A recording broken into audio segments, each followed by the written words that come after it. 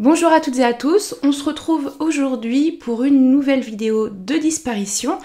Une affaire dont j'ai pris connaissance seulement cette année, alors que la disparition s'est déroulée en juillet 2020 et qu'on retrouve énormément de similitudes avec deux autres disparitions, une très récente qui date de juin 2024 et une un peu plus ancienne mais qui a fait beaucoup couler d'encre, celle de Delphine Jubilard en décembre 2020. Les faits aujourd'hui concernent Chantal Mellet qui ne donne plus signe de vie depuis 4 ans maintenant. On se retrouve juste après ça.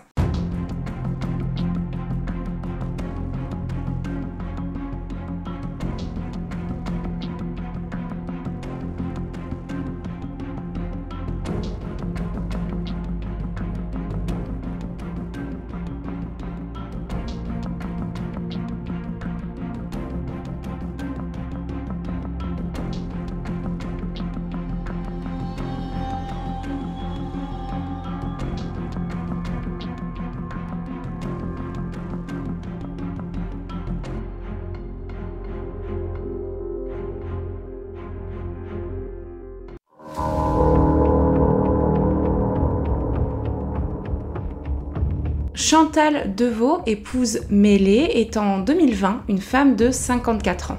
Elle est née en juin 1966 à Migennes, commune française située dans l'Yonne au nord de la région Bourgogne-Franche-Comté.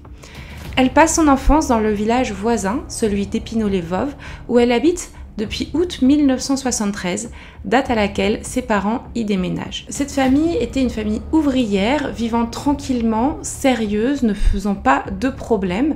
Les membres de la famille étaient, selon les propos de la mère, apparemment peu instruits. La mère apporte également que Chantal avait 3 sœurs et qu'elle était la cadette de la fratrie. Toutes les filles semblaient être bien élevées, sous la coupe de leur mère, et Chantal était décrite comme étant, je cite, timide et peu enjouée. Cette dernière rencontre celui qui va devenir son mari, Frédéric, et elle va partager 32 ans de vie commune avec lui. Le couple, qui se marie en 1999, réside à Joigny, à quelques kilomètres du village de son enfance. Si on parle un peu plus du mari, Frédéric Mellet, lui, c'est un cinquantenaire originaire de Migennes également. Il est ce qu'on pourrait appeler un homme à tout faire. Il touche à tout, il fait de la plomberie, de la maçonnerie, de l'électricité, de la charpenterie ou encore de la métallurgie. Frédéric et Chantal sont parents de 4 enfants.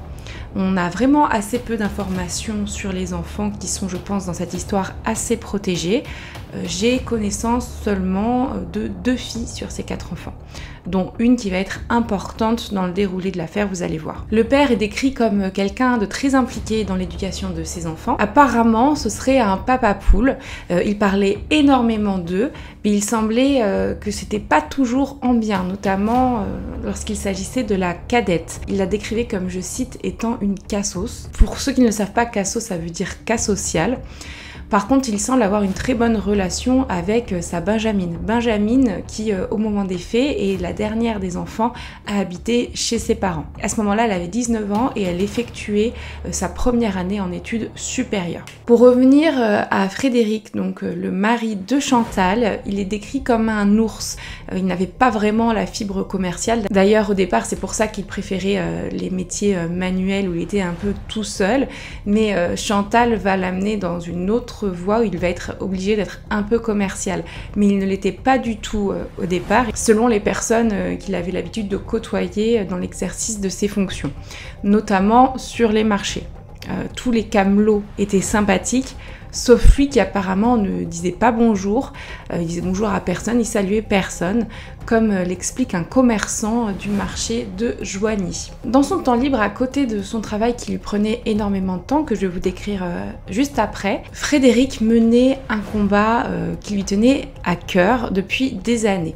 En effet, à une centaine de mètres de son domicile, on retrouvait les sociétés BIDV pour broyage iconé de déchets verts et Biodec, spécialisées dans le recyclage des déchets alimentaires.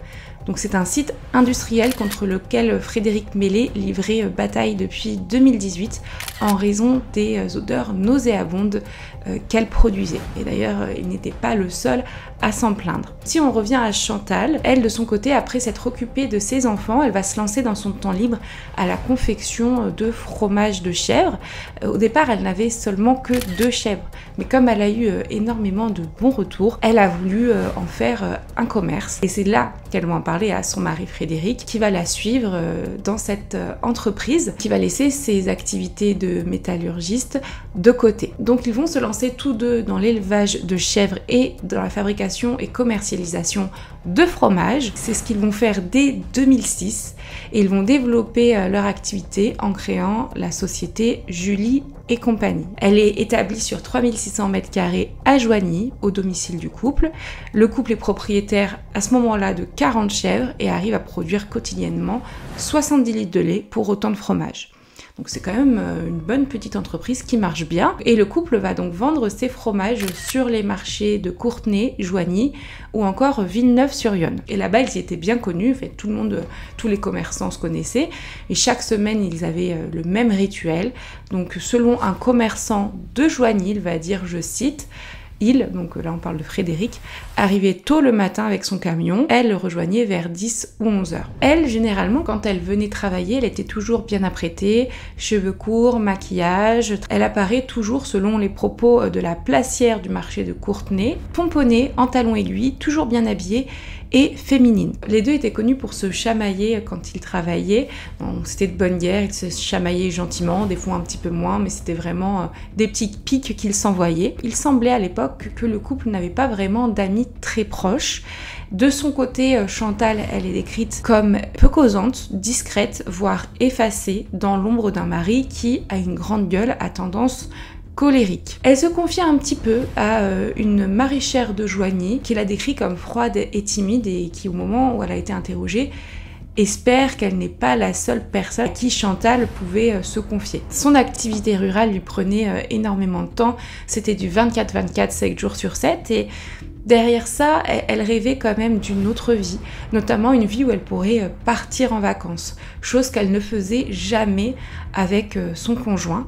Et c'est vrai que ça lui pesait énormément. De ce fait, on a l'impression qu'elle cherchait un petit peu à avoir des aventures pour pimenter sa vie et elle était connue pour tromper son mari. Beaucoup de personnes semblaient être au courant des tromperies de Chantal, et ce n'était pas un secret, en tout cas c'était un secret de polichinelle, c'est juste que les gens n'en parlaient pas spécialement. Les personnes qui gravitent autour du couple, que ce soit des personnes qui les connaissent dans le travail ou des proches, donc dans la famille du couple, savaient que la quinquagénaire fréquentait d'autres hommes.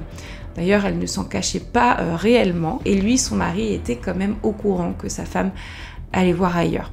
D'ailleurs, pendant toute cette affaire, il se décrira comme étant le cocu de service. Au moment de sa disparition, elle fréquentait depuis plusieurs années maintenant un autre homme. C'était son 4e amant depuis son mariage avec son mari, qui, impulsif, s'était déjà retrouvé à se battre avec certains amants de sa femme. Donc c'est dans tout ce contexte que nous arrivons au jour de la disparition de Chantal, c'est-à-dire le jeudi 2 juillet 2020. C'est le soir de cette journée, qui d'apparence paraissait tout à fait normale, que le dernier amant en date de Chantal va signaler sa disparition aux gendarmes. Pourquoi lui ? Tout simplement parce qu'ils avaient rendez-vous ensemble en début d'après-midi, rue Jean Chéreau à Joigny, pour visiter un appartement. Mais elle n'avait pas honoré leur rendez-vous. Et d'ailleurs, elle n'avait plus donné aucune nouvelle et ne répondait pas à ses appels et messages. Très rapidement, la machine s'emballe. Une enquête pour disparition est vite ouverte et c'est la gendarmerie de Lyon au départ qui va lancer un appel à témoins. Frédéric va évidemment également déclarer la disparition inquiétante de sa femme et il va expliquer sa version aux enquêteurs. Il décrit une journée tout à fait normale selon lui. Dans le journal France Bleu Auxerre, il explique, je cite, « Elle était dans son laboratoire, donc le matin de la disparition. C'est un bâtiment proche de leur domicile, en train de faire ses fromages. Moi, j'étais à la traite des chèvres. » Apparemment, selon ses dires, il viendra apporter plusieurs fois du lait à Chantal pour qu'elle puisse confectionner les fromages. Il explique, et je cite à nouveau, « Je l'ai dérangé 2 minutes et je lui ai dit « Quand tu auras fini, il faudra qu'on parle d'un sujet personnel. » Quand je l'ai cherché sur les coups de 9 heures, il n'y avait plus personne. Sur le coup, il ne va pas trop s'inquiéter, d'autant que la voiture de sa femme n'avait pas bougé. Puis les heures ont passé et en même temps, il raconte que l'inquiétude grandit. Vers midi, et n'ayant toujours pas de ses nouvelles, il va appeler ses enfants qui, eux aussi, diront ne pas avoir de nouvelles de leur mère. Il raconte que ce dont il voulait parler à sa femme, justement, c'était leur problème de relation extra-conjugale. Frédéric était au courant depuis quelques jours avant la disparition que sa femme avait un amant et que justement elle voulait emménager avec lui. Elle lui en avait parlé. Il dira, et je cite à nouveau, « Je désirais lui demander de cesser cette relation le jour des faits, qu'on reprenne notre vie. Comme beaucoup de couples, il y a des hauts et des bas. Même si c'est compliqué, on reste unis. Nous avons des enfants ensemble. » Vous vous en doutez, comme il semble que, selon ce qu'il nous explique, c'est la dernière personne officiellement à avoir vu sa femme disparue, donc le jour de sa disparition, et qu'en plus c'est un conjoint qui est trompé par sa femme, on va tout de suite penser au mari. En tout cas, on s'intéresse tout de suite à la piste du mari et de l'implication donc de Frédéric dans la disparition de Chantal. Pourtant, sa version est accréditée par la benjamine de la famille, donc la jeune fille de 19 ans, qui habite à l'époque avec ses parents. Elle va s'expliquer que le jour de la disparition de sa mère, elle se lève aux environs de 9 heures et elle voit son père à la maison, son père au domicile. Retenez bien ça, c'est très important pour la suite.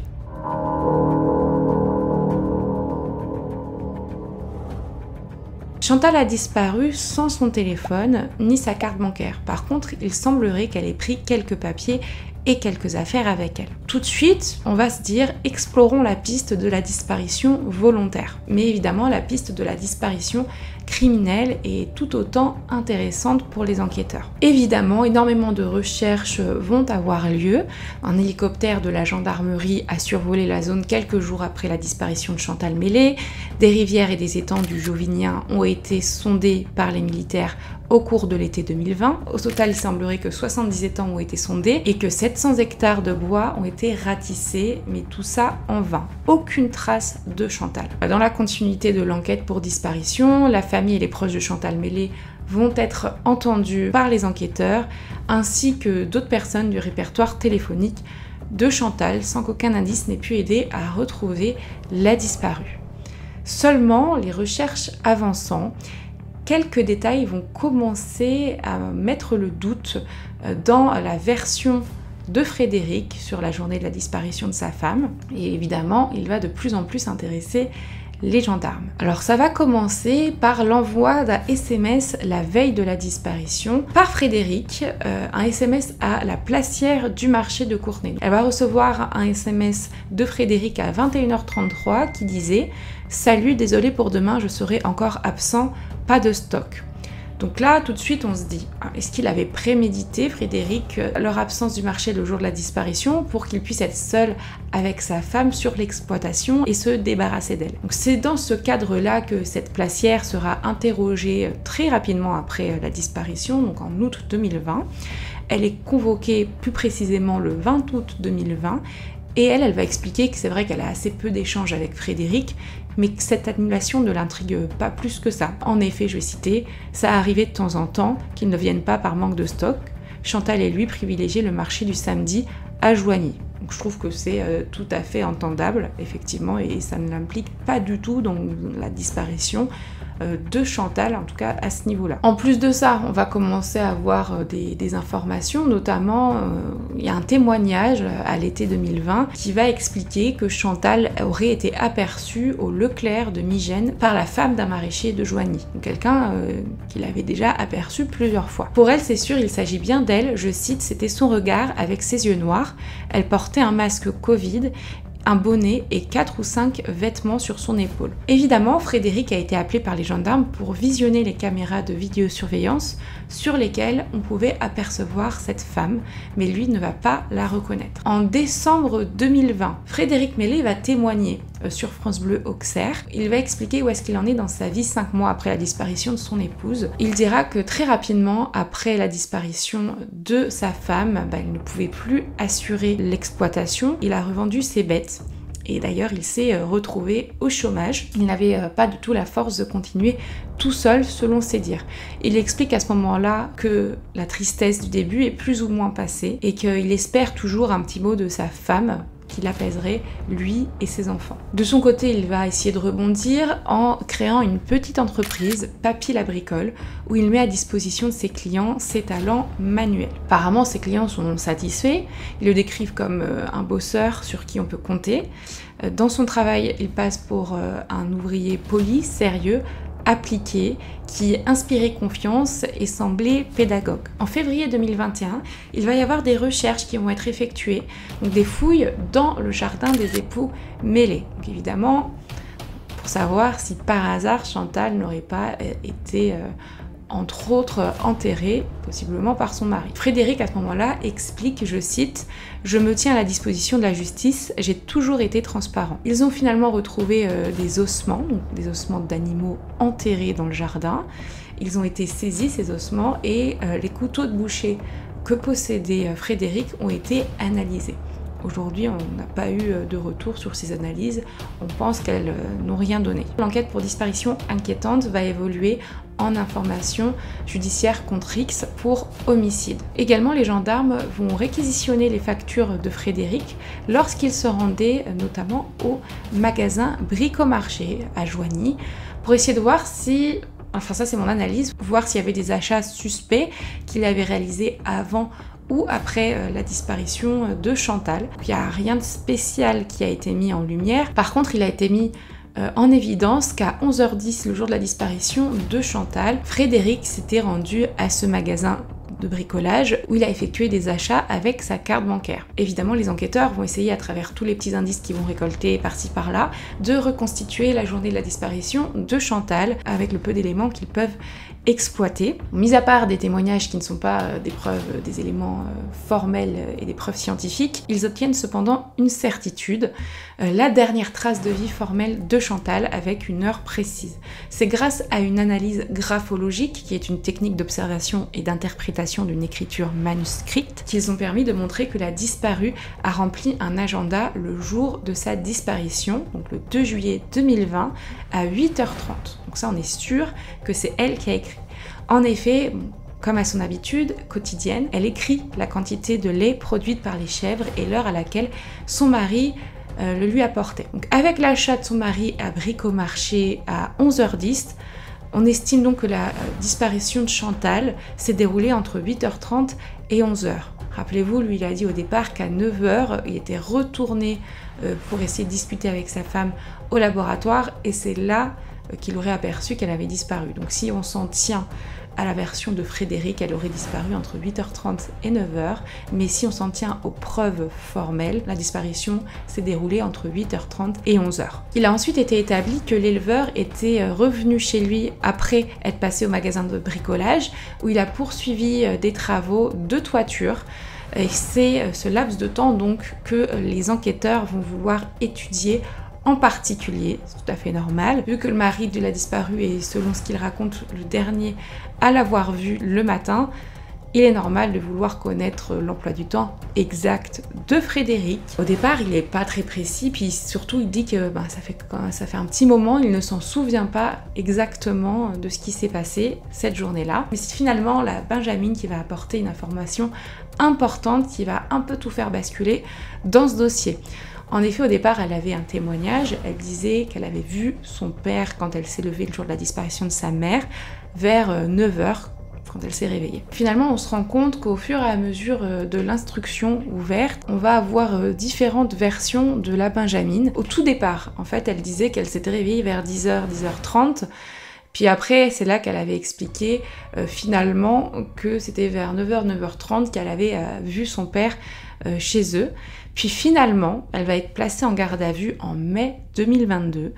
Et lors de son placement en garde à vue, elle va dire s'être réveillée donc à 9h. Puis quand elle s'est levée, quelques instants plus tard, elle dira finalement qu'il n'y avait personne chez elle. Elle dira, je cite, Il n'y avait personne dans la propriété, je suis allée voir au laboratoire et le camion de mon père n'était pas là. Et lui pourtant avait bien expliqué qu'il était à 9h dans sa propriété. Donc c'est une contradiction qui laisse penser que Frédéric Mellet s'est bien absenté avec son véhicule au moment où sa femme a disparu. En tout cas, dans la tranche horaire de la disparition. C'est un point troublant, en effet, mais qui est renforcé par d'autres découvertes des enquêteurs. Et là, j'avoue que c'est assez compliqué d'expliquer pourquoi il a fait ça.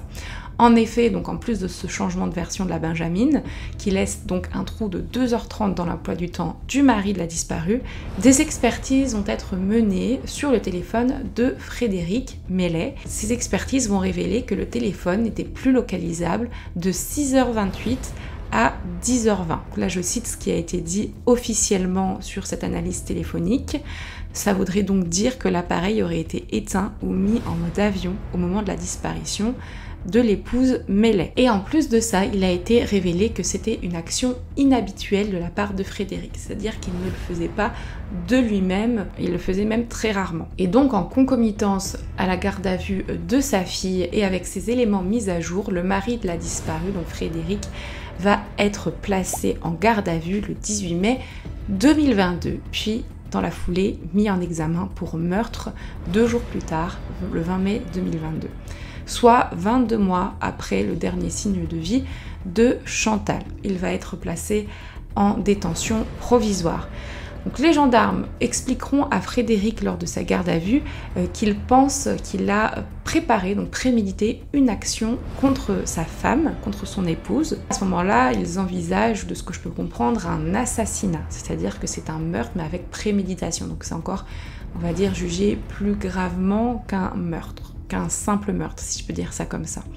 Ce que dément totalement le mari de Chantal, et il va rester sur la même version depuis le début. Il lui a demandé évidemment de manière très précise ce qu'il a fait le matin de la disparition de sa femme.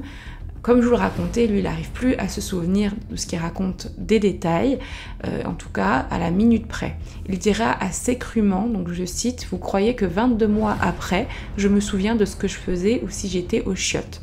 Il se rappelle cependant s'être levé entre 5h et 6h du matin. Ce jour-là, il va prendre rapidement un petit déjeuner et après il va traire les chèvres de son élevage comme tous les jours, et il va dire que ça dure généralement entre 1h30 et 2h. Il va rester tout le temps sur cette explication. Il dira qu'il remarque l'absence de sa femme sur les coups de 9h, sans s'inquiéter plus que ça. Par contre, il n'aurait pas vu Chantal rassembler quelques vêtements, ses médicaments, ses papiers et quitter la ferme sans son téléphone. Les enquêteurs vont évidemment s'interroger sur la possibilité de Frédéric Mellet d'avoir tué sa femme entre 8h30 et 11h, puis d'avoir ensuite dissimulé son corps. Le quinquagénaire dira, je cite, « Je maintiens que je n'ai fait aucun mal prémédité à ma femme, j'étais à mon domicile. Aujourd'hui, il faut se mettre le téléphone dans son cul pour ne pas être emmerdé. Ma réponse est la même que celle que je vous ai faite depuis le début. Je n'ai pas fait de mal à mon épouse. On se bouffait la gueule, mais on avait des limites. » La Benjamine, elle soutient son père, tout comme les autres filles du couple apparemment. Elle explique, je cite, qu'il n'aurait jamais pu faire ça, il l'aimait quand même, il n'est pas violent, c'est surtout des mots durs qu'il pouvait parfois avoir. Une fois, il a mis une gifle à ma mère, mais c'était juste une gifle. D'ailleurs, pour montrer son soutien envers son père, l'aîné de la fratrie s'est constitué partie civile. Que dira Frédéric par rapport aux explications changeantes de Saint-Benjamin sur son emploi du temps? Il dira tout simplement qu'elle se réveille à des heures pas très précises et donc elle pouvait très certainement se tromper dans les horaires. Donc, dès juillet 2022, une première demande de remise en liberté sera déposée par les avocats de Frédéric Mellet. Demande qui va être rejetée. Au total, il va y avoir énormément de demandes faites et de rejets dans la foulée également. En effet, une dizaine de demandes de la même nature ont été rejetées, ce que déplorent les avocats, donc maître Franck Berton et Yasmina Belmokhtar, qui expliquent que le dossier est vide d'éléments à charge et qu'on retient leur client sans avoir d'éléments de preuves concrètes de son implication dans la disparition de sa femme. Le 8 novembre 2023, le juge des libertés et de la détention d'Auxerre va prolonger la détention provisoire de Frédéric Mélé pour 6 mois, donc jusqu'en mai 2024, donc il y a à peu près 2 mois. En mai 2024, la période de détention provisoire a de nouveau été prolongée de 6 mois, ce qui va nous amener là à octobre 2024. Le parquet a donc considéré qu'au vu des éléments du dossier, Frédéric Mélé devait donc rester en détention. Donc ça fait presque 2 ans maintenant que Frédéric Mélé est placé en détention provisoire. Il faut quand même noter, faites attention dans les commentaires, qu'il reste présumé innocent.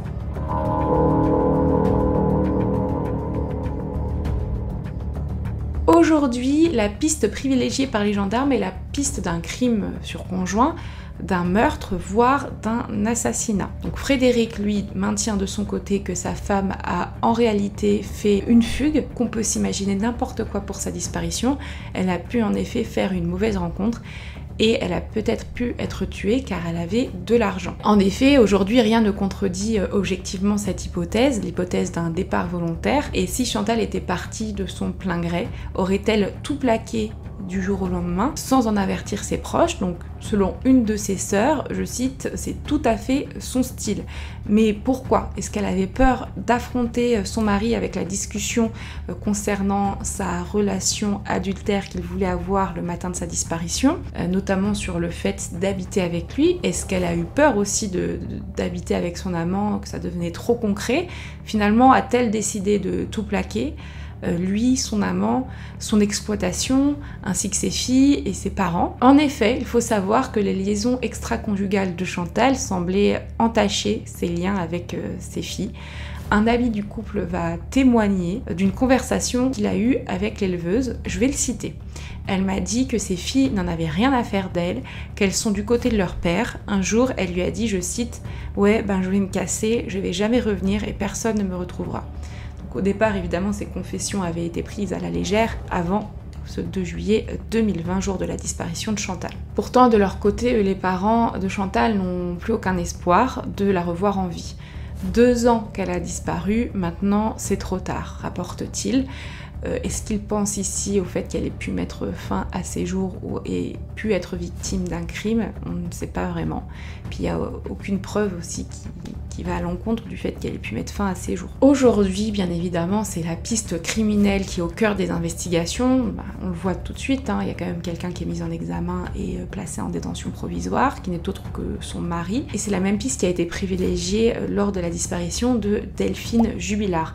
Disparition qui s'est déroulée quelques mois après celle de Chantal, en décembre 2020. Donc le suspect numéro 1 dans la disparition de Chantal, c'est donc son compagnon, son mari, que tout semble accuser. En effet, le mobile semblerait assez simple à trouver. On parle ici d'une femme qui était sur le point de quitter son mari pour refaire sa vie avec son amant. Chantal, en plus, entretenait cette relation depuis plusieurs années. On ne sait pas exactement, il a été rapporté entre 6 ou 8 ans. Et selon le voisin de l'amant, Chantal venait, je cite, 2 à 3 fois par semaine entre midi et 2, et parfois dans l'après-midi. Le voisin va rapporter avoir vu Frédéric toquer à la porte en pleurant. Il venait, je cite à nouveau, récupérer sa femme et semblait très affecté, abattu, triste. Frédéric Mélé semblait à chaque fois avoir pardonné à sa femme, mais on peut se poser la question, est-ce que cette fois-ci c'était la fois de trop ? En effet, il apprend cette dernière relation extra-conjugale peu de temps avant la disparition de sa femme. Il avait des doutes et donc il a tracé le téléphone de sa femme. Il explique « Je voulais qu'elle cesse son truc et qu'on reprenne notre vie ». Donc peut-être que cette fois-ci, c'était un peu trop concret parce qu'elle avait en prévision de le quitter et d'habiter, refaire sa vie avec son nouvel amant. Peut-être que pour ses autres tromperies, il pensait que c'était plus un caprice de sa femme et qu'elle ne le quitterait jamais pour un autre. Donc ça peut être ça l'élément déclencheur. Il faut savoir que c'était quand même assez concret puisqu'un soir, lorsque Frédéric n'était pas là, elle avait déjà préparé ses cartons. Et lui, il essayait par tous les moyens de lui faire changer d'avis. Peut-être que le matin de sa disparition, il a eu cette discussion avec elle et peut-être lui avait-elle fait comprendre que cette fois-ci c'était réellement terminé et qu'elle partait pour de bon. Et donc sur un coup de folie, a-t-il préféré la tuer plutôt que de la voir refaire sa vie avec un autre? Peut-être que les esprits se sont échauffés et que c'était pas du tout prémédité, mais les gendarmes ont en tête que ça peut être prémédité. Ils se sont posé la question, ils se la posent je pense encore aujourd'hui, mais personne aujourd'hui ne peut répondre à ces questions. Est-ce que Chantal a été victime d'un meurtre ou est-ce qu'elle est partie volontairement? Est-ce que c'est son mari qui l'a tuée? Est-ce qu'il l'a tuée sur le coup, sur un coup de sang, ou est-ce que c'était prémédité? Il y avait ce fameux SMS qui a été envoyé la veille à la Placière, donc par Frédéric, qui annule leur venue au marché le lendemain matin, mais comme je vous l'ai expliqué, ce n'était pas inhabituel. Ce qui était par contre, c'était le portable de Frédéric qui a été soit éteint, soit mis en mode avion, et c'est vrai que ça correspond totalement à la plage horaire de la disparition de Chantal. Et ça, en effet, ça pourrait accréditer la thèse de la préméditation. Et pour la version de sa fille qui a changé, est-ce que elle l'a pas fait exprès? Est-ce qu'elle s'en souvenait plus? Ou est-ce qu'elle l'a fait pour protéger son père en lui donnant un alibi? Ce qui a surtout intrigué les gens, c'est l'attitude impassible de Frédéric Mélé suite à la disparition de sa femme. En tout cas, ce qu'il semblait montrer aux autres. Certains voisins expliquent, je cite, qu'il s'intéressait plus aux odeurs du site de traitement des déchets qu'à la disparition de sa femme. Parce qu'en effet, très rapidement, il va reprendre, après la disparition, son combat contre cette usine. Sa femme vient de disparaître, c'est vrai que ça paraît un peu troublant, on va dire.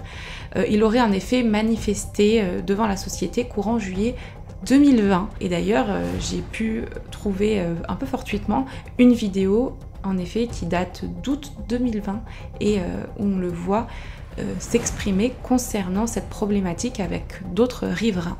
Je suis obligée de sécher mon linge à l'intérieur de la maison tellement ça pue. On ne peut pas aérer le matin, c'est pas possible. La nuit on étouffe et puis la journée c'est pareil, ça sent la merde. Le responsable du site dira même à ce moment-là, je cite, quand on a appris qu'elle, donc sa femme, avait disparu, j'ai demandé aux équipes de ralentir le traitement des déchets avec les pelles mécaniques. Je me suis dit, avec tout ce qu'il nous a fait, s'il y a un cadavre, il est capable de l'avoir mis chez nous. Un employé explique, je cite, « Cacher un corps ici, ça aurait été tout à fait possible. Le bruit provoqué par le broyage des branches ou d'os, je ne pense pas qu'il y ait de différence. » Donc finalement, aucun corps n'y aura été retrouvé.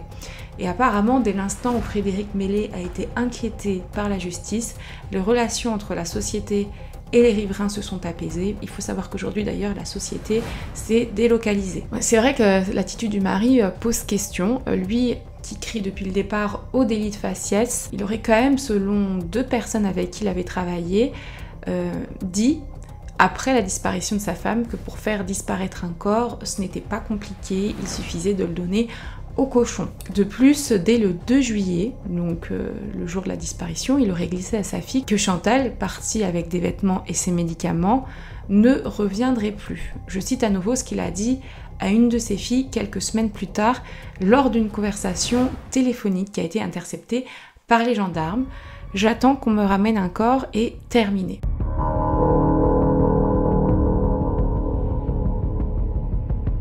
J'ai recensé plusieurs affaires qui ressemblent à la disparition de Chantal et on voit beaucoup de points communs entre ces affaires.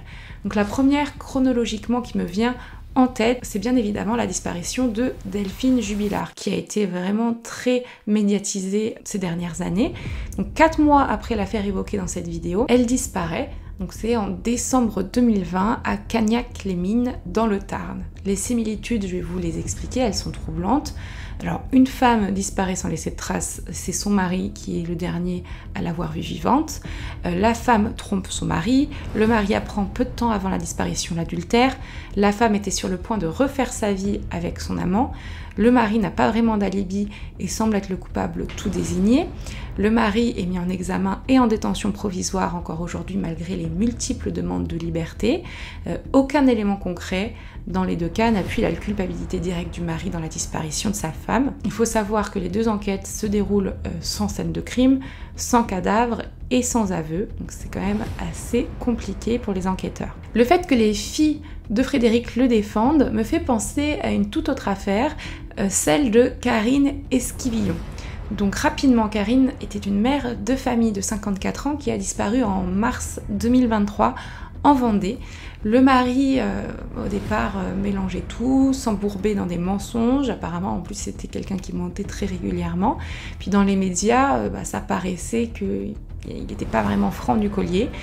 Il avait expliqué à ses enfants que leur mère était partie volontairement. Eux au départ le soutenaient, même si c'est vrai que de plus en plus ils avaient des doutes. Et d'ailleurs il avait poussé le mensonge très loin, ce mari, jusqu'à saisir notre association ARPD, donc pour assistance et recherche de personnes disparues, pour qu'on l'aide à retrouver sa femme, sachant que nous on avait été contactés par les gendarmes pour nous dire qu'ils étaient sur la piste du mari, donc il fallait qu'on ne fasse rien sur ce dossier, chose qu'on avait évidemment écoutée. Il a finalement très rapidement avoué le meurtre de sa compagne, qu'il dit être un accident, alors que bon, on sait qu'il y a quand même peu de possibilités que ça le soit, 3 mois après la disparition, et il a indiqué où se trouvait son corps. Compagne apparemment qui souhaitait se séparer de lui. Donc aujourd'hui il est mis en examen pour meurtre par conjoint en attente de jugement. Enfin, plus récemment, la disparition de Laure Zachello fait écho à celle de Chantal Mellet. Donc c'est une mère de famille de 43 ans et qui est originaire d'Urugne en Pyrénées-Atlantiques, qui a disparu depuis la soirée du 20 juin 2024. Elle vivait dans cette commune avec ses 3 enfants en bas âge. Laure avait un mari qui était, je crois, un ancien gendarme, un ancien réserviste. Elle avait entamé une procédure de divorce depuis plusieurs mois, procédure qui ne se passait pas très bien. Elle semblait apparemment terrifiée par lui, et selon les enquêteurs, le mari donc aurait mis en scène une agression à leur domicile familial pour expliquer la disparition de sa femme. Lors des perquisitions sur les lieux, le parquet de Bayonne avait par la suite indiqué, je cite, des indices graves et concordants dans la maison familiale. Et donc c'est ça qui avait mis les enquêteurs sur la piste d'un meurtre par conjoint sur fond de procédure de divorce chaotique. Donc cet homme est aujourd'hui mis en examen dans le cadre d'un meurtre sur conjoint et par conjoint et placé en détention provisoire. Il a également lui aussi formulé une demande de remise de liberté. Là on est quand même sur une disparition toujours irrésolue 4 ans après. C'est vraiment triste parce qu'on se demande est-ce qu'on aura un jour des réponses où sont toutes ces femmes disparues et probablement victimes de féminicide. Donc ici je pense notamment à Chantal, à Delphine ou encore à Laure. J'espère qu'un jour les personnes qui sont responsables de ces disparitions vont parler, mais aujourd'hui le fait qu'il n'y ait pas de corps, pas de scène de crime et pas d'aveu, ça complique énormément les choses. J'aimerais quand même finir en revenant sur les statistiques 2023 des féminicides. Il faut savoir que plus de la moitié des féminicides par compagnon ou ex en France sont réalisés dans un contexte de séparation et ou de violence connue. Et c'est vrai que c'est ce qui semble faire le lien entre les 3 disparitions dont je vous ai parlé, Chantal, Delphine et Laure. Une séparation qui se passe pas très bien et qui ne semble pas être acceptée par le conjoint, ou alors tromperie. C'est fou quand même que j'entende parler seulement cette année de cette affaire. Je pense que peut-être certains d'entre vous connaissaient déjà l'affaire de Chantal Mellet, n'hésitez pas à me le dire dans les commentaires. Mais je trouve qu'elle est presque identique à celle de la disparition de Delphine Jubilard qui, elle, pour autant, a été énormément médiatisée et l'est encore aujourd'hui. Je n'arrive pas trop à évaluer pourquoi celle de Delphine a été médiatisée et pas celle de Chantal. Je pense peut-être au profil des disparus qui est un peu différent. C'est ce qui me vient à l'esprit. Je vous remercie énormément d'avoir suivi jusqu'au bout cette vidéo. N'hésitez pas à la liker, à soutenir la chaîne en vous abonnant. Je vais quand même poster des vidéos pendant les vacances d'été. Je vais essayer d'être un peu plus régulière que ces derniers temps. Et de toute façon, on se tient très rapidement au courant et je reprendrai aussi bientôt les live Twitch. J'ai l'impression que je dis ça à chaque vidéo, mais c'est vrai que c'est un peu compliqué entre l'association, les projets perso, les projets professionnels et la chaîne YouTube de tout réussir à bien imbriquer. Mais les live Twitch me manquent, donc j'espère revenir très rapidement. Je vous tiens au courant sur le Discord, vous avez le lien dans la description, et sur l'onglet communauté. Merci à vous, on se voit la semaine prochaine pour une nouvelle vidéo, et en attendant, prenez soin de vous et de vos proches.